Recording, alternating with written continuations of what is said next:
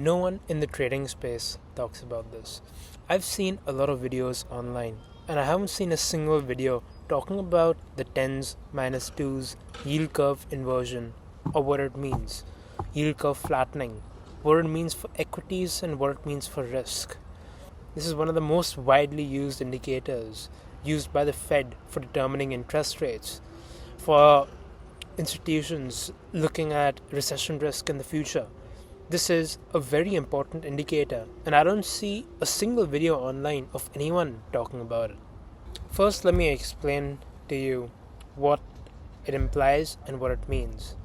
So when you have a yield curve inversion, historically what's happened is that every time it turns negative, as you can see over here, we've had a recession in the next 6 to 12 months. It always comes. This has historical significance and has occurred multiple times in the past. So first let me explain. For normal people like me and you, we can invest in bonds and we can invest in stocks. Now usually what happens is that when people are kind of uncertain about what's happening in the economy, or like if we have Trump's tariffs coming up and people are uncertain of what's going on, people would usually rotate their money out from equities, which is basically stocks in this case. They'd rotate their money out from stocks and put it in bonds. So you can buy the 2-year treasury note, the 10-year treasury note, or the 30-year treasury note. Now each of these notes, they have a yield and they have a price.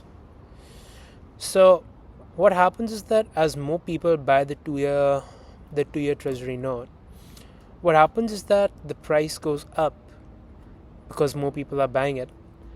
And because the price is going up and more people are buying it, the yield comes down. Because people think that the economy is going to perform well in the short term, they will consider buying the 2-year treasury note over the 10-year treasury note. The yield of the 10-year treasury note is higher than the 2-year treasury note. So you usually have an upward looking graph which looks like this. This basically shows a healthy economy and things are looking good. Now what happens in a yield curve inversion or a yield curve flattening is that people become less confident of the economy in the present. So they start dumping the 2-year treasury note which they own. So they start selling their notes. Now because people are selling their notes, the price comes down and the yield goes up. And people start buying more of a longer maturity note, so the 10-year maturity note, the 10-year treasury note. Because people start buying more of that, the price of the 10-year treasury note goes up and the yield comes down. So what happens is that it starts flattening the yield curve. The yield curve starts flattening, and that's usually not a good sign for the economy. And people start becoming more risk off and start rotating more into consumer staples and more into defensives in that case. Now what happens in a full-on yield curve inversion where the yield of the 10-year is actually lesser than the yield of the 2-year? Well, that's not a good sign. This happened in 2008. This happened in 2019-2020. And we just came out of it very recently. That obviously shows people have very low confidence in the economy as of now in the short term, and usually what follows is a full-on recession within the next 6 to 12 months.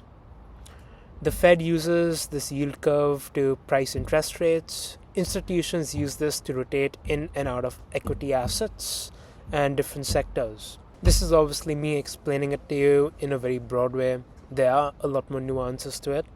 And if you want to learn more about how to use a yield curve inversion or yield curve flattening and how to spot it in advance, please click the link in description. I haven't seen a single YouTube video online where someone actually breaks down what the 10s minus 2s actually means and how important it actually is in terms of owning equities and owning sectors.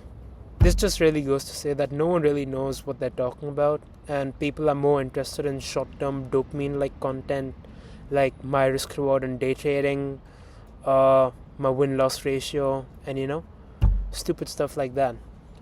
People need to get their priorities right and need to understand exactly what professionals look at, what indicators they look at, and how they actually allocate money in their portfolio.